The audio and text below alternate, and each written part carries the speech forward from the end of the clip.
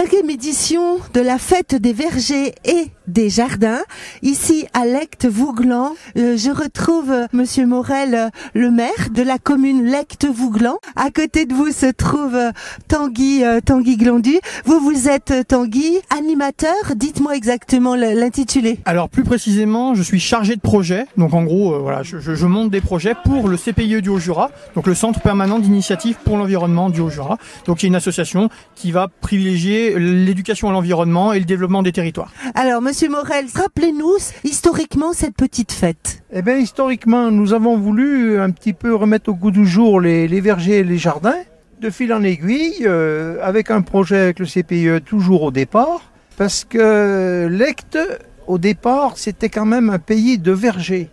C'est vrai qu'il y en a beaucoup qui ont disparu, mais on en aperçoit encore pas mal. Ils sont encore pas mal. Et ils sont bien chargés de fruits. Les propriétaires commencent à se réoccuper de leurs vergers. L'idée, c'était de les mettre en valeur.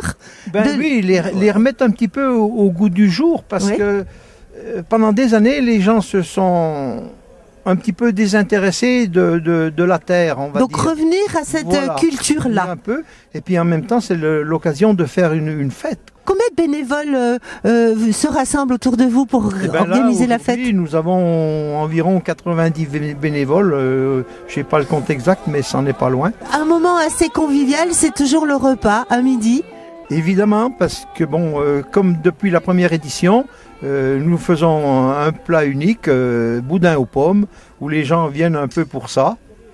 Cette année, nous avons innové, puisqu'il y a une association qui veut également faire un peu de restauration pour faire vivre le pôle de l'école. On disait avec Monsieur Morel que vous avez rejoint cette année la fête des vergers et donc du coup avec l'idée des jardins. Exactement. Pourquoi vous êtes associé à cette fête? Alors en fait c'est pas la première année, ça fait donc déjà 5 ans qu'on travaille, on collabore avec donc la commune de Lectes-Vouglan et la communauté de communes Jura Sud pour organiser cette fête. Mais cette année on lui a donné une petite chose en plus, on a effectivement vraiment appuyé sur l'idée des jardins. Donc en fait, cette année, nous, on a couplé avec un programme qu'on a au CPIE qui s'appelle Nos Jardins à la Loupe, et dans lequel, au final, on va parler des jardins. Donc on va parler des potagers, on va parler aussi des petites bêtes qu'on va pouvoir trouver dans les jardins, etc.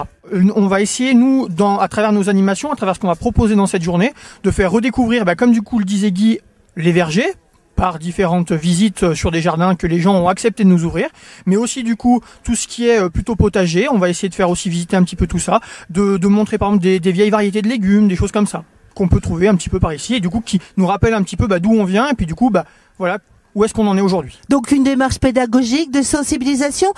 Guy Morel, les locaux, les habitants de la commune Lectes-Vouglan cultivent quand même beaucoup de nouveaux. Oui, nous avons beaucoup de gens qui refont des jardins. C'est une nourriture saine et économiquement c'est intéressant. Bien sûr, bien sûr. On voit que les gens s'intéressent à ce qu'on veut leur faire comprendre. Pour revenir sur les vergers, vous savez que dans le temps, les gens n'étaient pas riches, donc ils allaient dans la forêt arracher des porte-greffes, ce qu'on appelle, et ils greffaient leur propre variété de pommes. Ici, à Lectes, on trouve... Donc on en crée des nouvelles. On a des variétés que vous ne trouverez pas ailleurs, qui ont été créées par les anciens. Vous, Tanguy, c'est aussi une idée que vous abordez, que de savoir aussi aller rechercher ses propres greffes, etc. Parce que c'est vaste comme c'est vraiment univers. C'est vaste, et puis en plus c'est un sujet relativement compliqué finalement, parce que on se rend compte que peu importe où on a chacun sa petite spécificité bien locale. Et ici, effectivement, à Lectes, on se rend compte qu'on a pas mal de choses qui sont bien spécifiques à la région. Alors nous, en fait, ce qu'on va essayer de mettre en avant plutôt, ça va être justement de se dire, voilà, ici on a un territoire qui est riche, un territoire particulier, et il faut montrer tout ça, et il faut justement faire participer même les habitants à cette démarche-là. Et c'est pour ça qu'on va faire visiter nous les jardins. Il y a aussi des artisans qui sont venus, des artisans, qui sont venus présenter, proposer leur réalisation, leur création. Vous savez que ici nous sommes des villages d'artisans. Bon, il y en a un petit peu moins, il y en a un petit peu autour, bien sûr, mais dans le temps, ils étaient tous artisans. Ressources économiques importantes. Voilà. Quelle spécialité particulièrement? Eh ben, c'était plutôt la tournerie, hein, les boules, les bibis, les sifflets. Avec un atelier qui reste encore et qui est magnifique dans votre Oui, commune. Dans ces ateliers, il y en avait un allait à Vouglan, il y en avait dans d'autres villages tout autour. Ça avait été, ces ateliers avaient été créés par l'Union électrique aux alentours de 1920-28 et l'Union électrique avait monté donc ces usines où les gens achetaient des places de tour. Donc c'était mis à disposition avec un bail amphithéotique de 99 ans et après donc ça s'est revendu, mais au départ c'était l'Union électrique. D'ailleurs ces bâtiments sont classés au patrimoine industriel. Donc c'était logique aussi que les artisans se joignent à cette fête pour présenter bien sûr. Les tendances créatives d'aujourd'hui. Voilà. Il y a des gens qui reviennent un peu à l'artisanat. Tout à fait. En tout cas, on a toujours plaisir et à cœur de venir vous retrouver tous les 2 ans à cette fête des vergers et des jardins. Tant qu'il y aura des bénévoles qui s'investiront, je pense que ça pourra continuer. Ok. Merci à tous. Merci.